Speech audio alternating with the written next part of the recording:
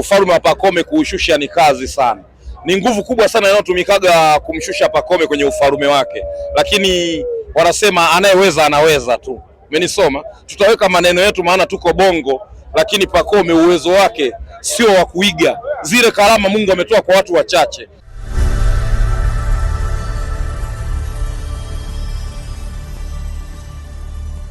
Simba katika mchezo huu huenda ukashinda kupitia engo gani?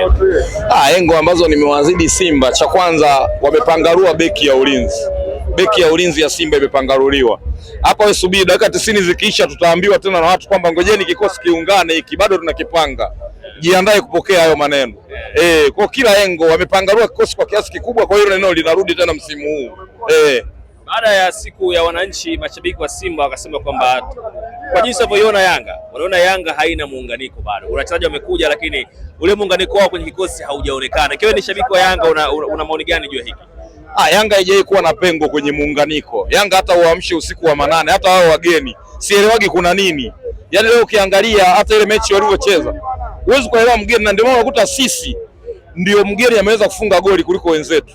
Sasa unasajili watu afu anakuja kufunga mtu ambaye amekuja ambaye alikuwepo hapa kwa miaka yote. Umenisoma? Lakini sisi hiyo inaonyesha kwamba muunganiko upo. Ndio maana tukapata matokeo kupitia mtu tuliyemchukua.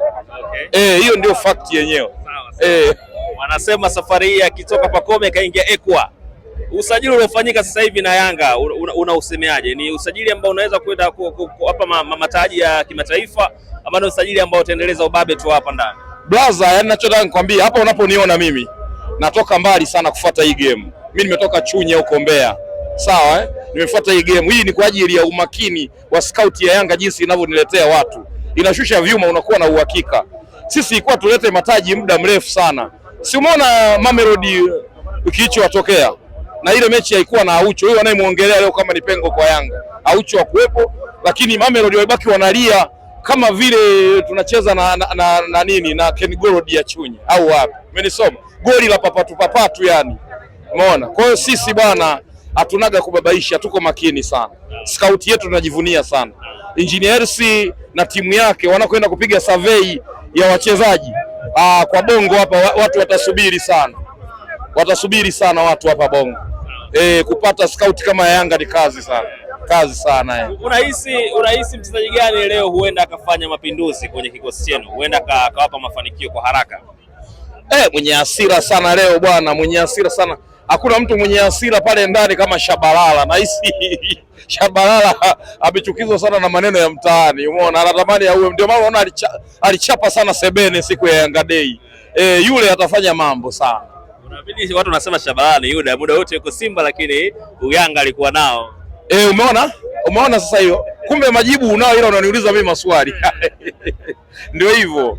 Yani yuko vizuri. Dogo amekuja kufanya kazi na amefika kwenye nchi ya ahadi, ndio maana ana amani. Kumbe wachezaji kuna muda wakiwa sehemu fulani wanateseka. Umeona amani leo Rafia alikuwepo huku miaka yote. Bwana, msimu uliopita watu wanamuongelea Ahua kama ni MVP, lakini pia upande wenu nyinyi Yanga mlisema Pacome ndio MVP. Kwa upande wako mchezo wa leo unahisi kati ya Pacome na Ahua nani anakwenda kusimamisha ufalme wa MVP katika ligi yetu? Ufalme wa Pacome kuushusha ni kazi sana, ni nguvu kubwa sana inayotumikaga kumshusha Pacome kwenye ufalme wake, lakini wanasema anayeweza anaweza tu. Umenisoma? Tutaweka maneno yetu maana tuko Bongo, lakini Pacome uwezo wake sio wa kuiga. Zile karama Mungu ametoa kwa watu wachache. Kwa leo lolote linaweza kutokea hapo ndani. Bwana, asante sana. Asante kwa time yako.